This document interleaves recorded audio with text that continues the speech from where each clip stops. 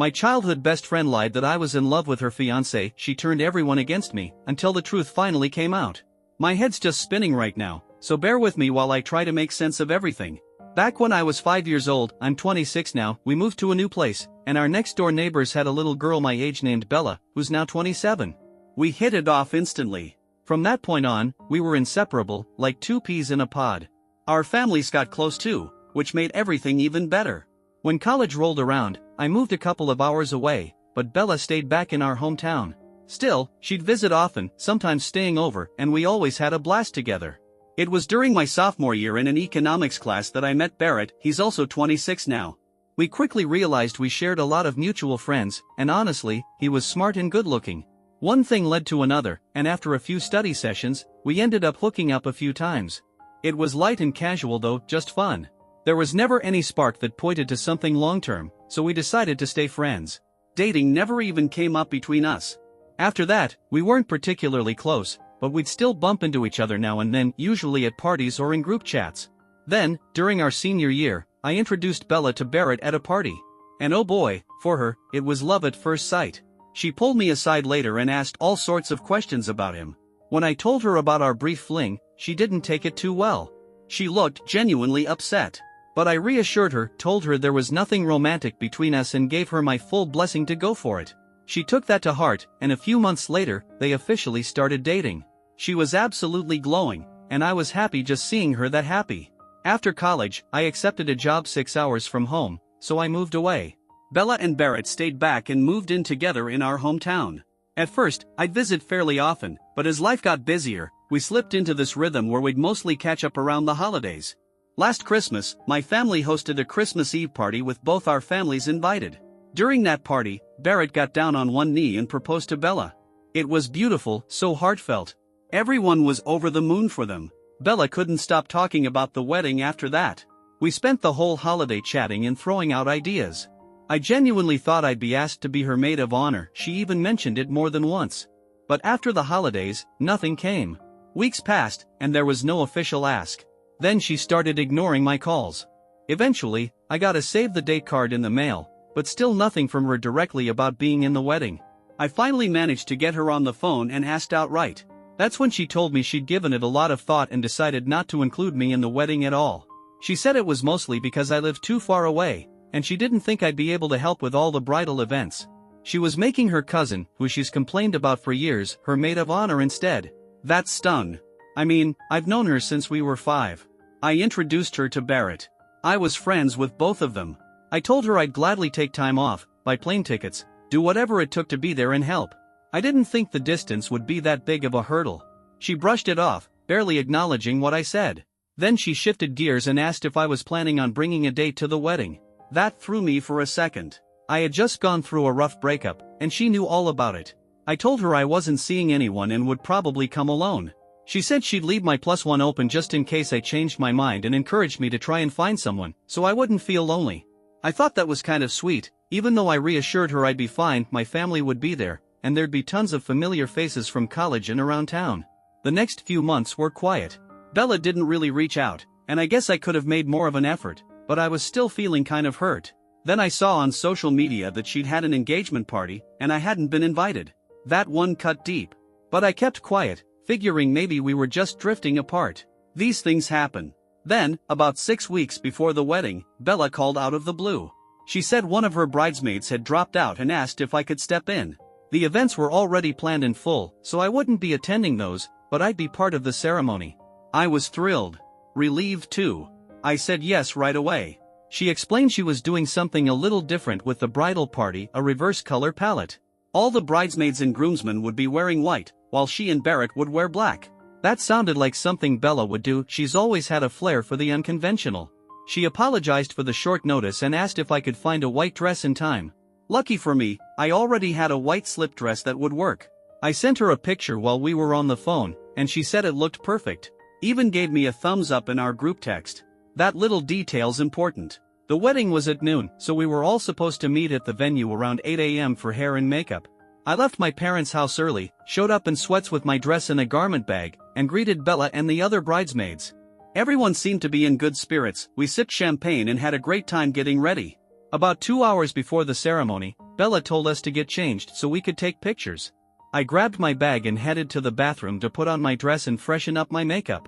But when I came back into the room, something felt off. Every single bridesmaid was wearing a blue dress. I was the only one in white. My stomach sank. I could feel the blood drain from my face. My brain started scrambling, replaying every conversation. Bella had said white. I knew she had. I even looked up what a reverse color palette was after we spoke. No, I wasn't confused. This was planned. Bella stood in the middle of the room, still in her bathrobe, with this tired, almost annoyed look on her face.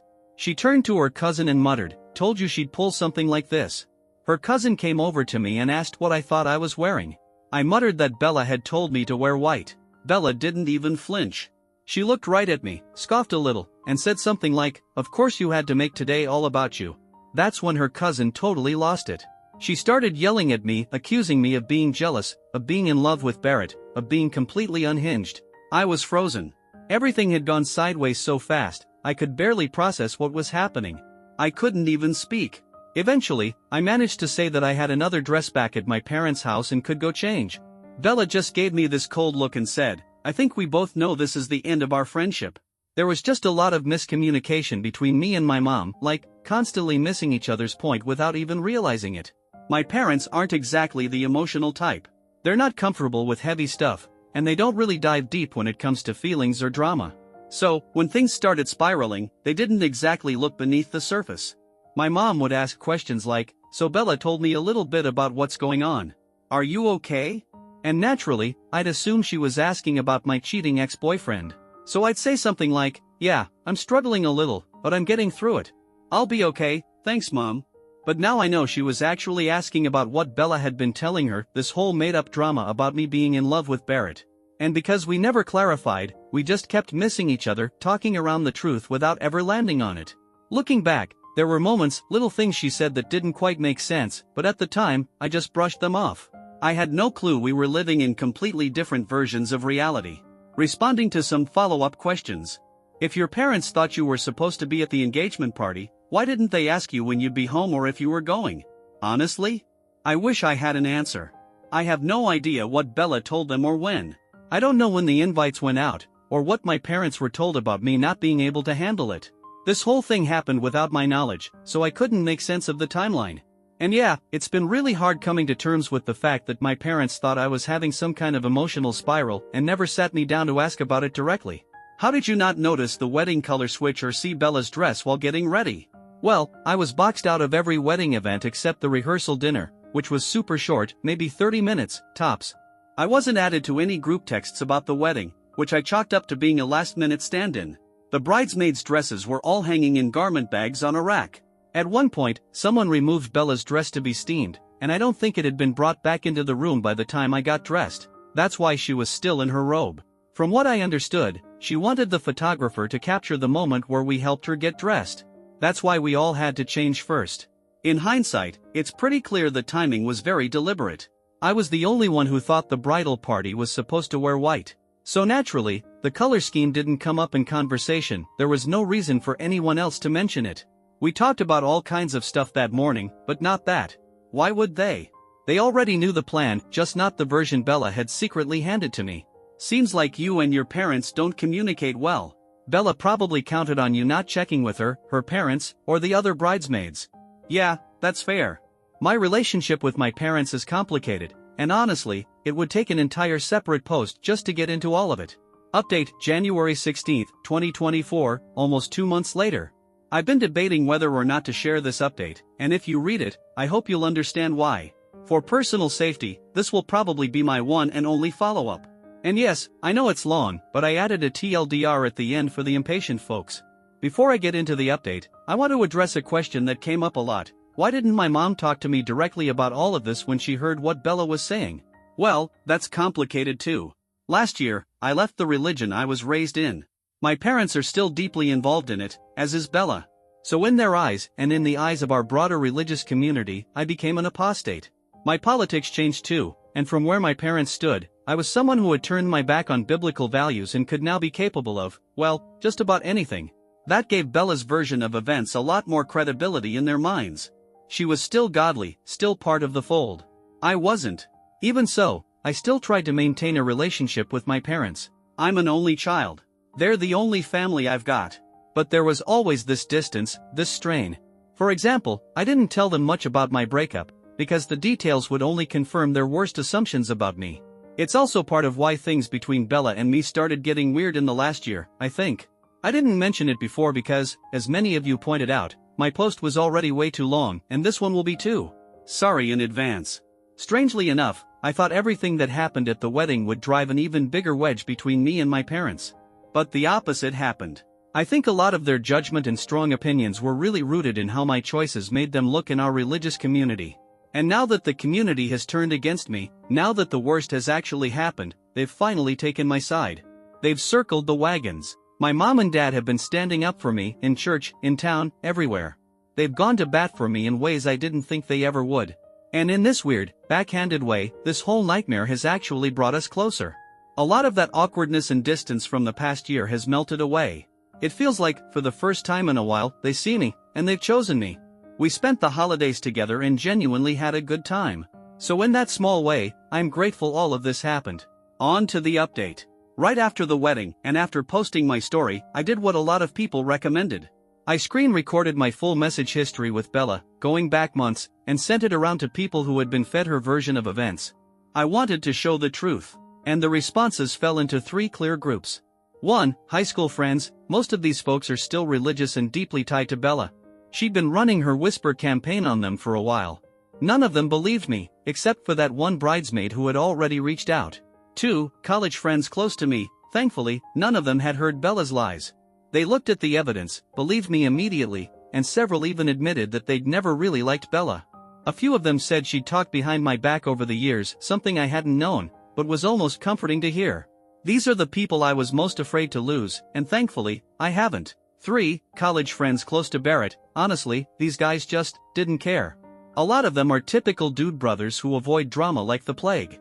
They weren't mean or hostile. They just didn't want to get involved. No support, but no shade either. I can live with that. Bella's nuclear and extended family. By the time Christmas rolled around again, I'd pretty much given up on fixing anything. Still, while I was back in town, I tried one last time. I went over to Bella's parents' house, the same people who had once felt like second parents to me, and knocked on their door. They wouldn't even open it. I stood there for a while, hoping they'd at least acknowledge me, but nothing. So I left a letter in their mailbox. I never heard a word back. After that, life sort of settled into this new version of normal. I threw myself into work, tried to focus on healing and moving forward the best I could. When I went home for the holidays, I just kept things simple, spent time with my parents, kept my world small.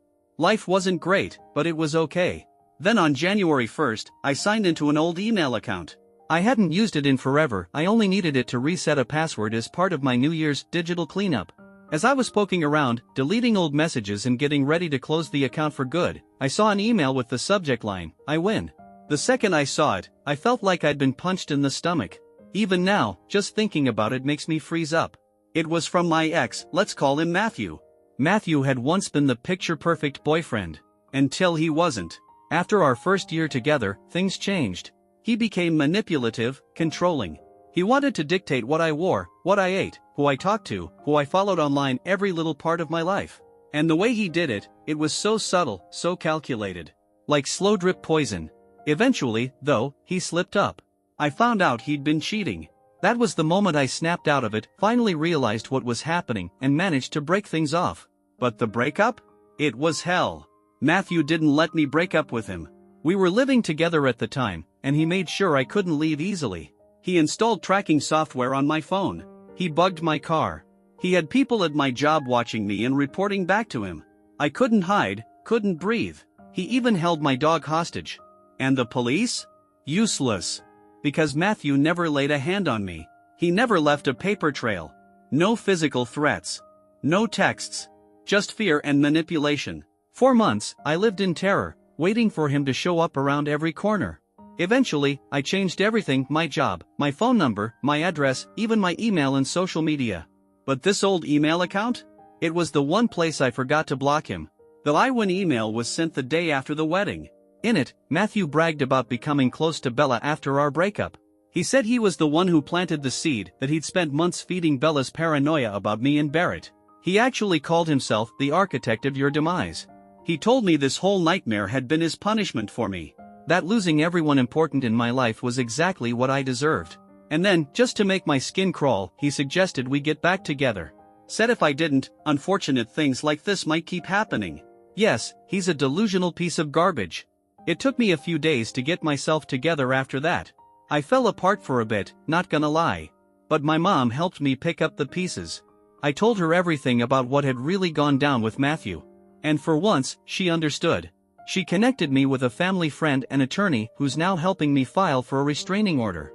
I tried once before during the stalking period, but without a lawyer, it got denied. Now, with that email and the right legal help, I think we have a real shot. The hearing is in a couple weeks, via Zoom. Matthew will be there, on screen. The idea of seeing him even digitally terrifies me. But if you're reading this, Matthew, know this, I might be scared, but I'm not helpless. Come anywhere near me again, and I will defend myself. And yes, that includes using a taser. Once I got past the initial fear, another realization hit me like a truck. I had proof. That email confirmed everything. Bella had been manipulated.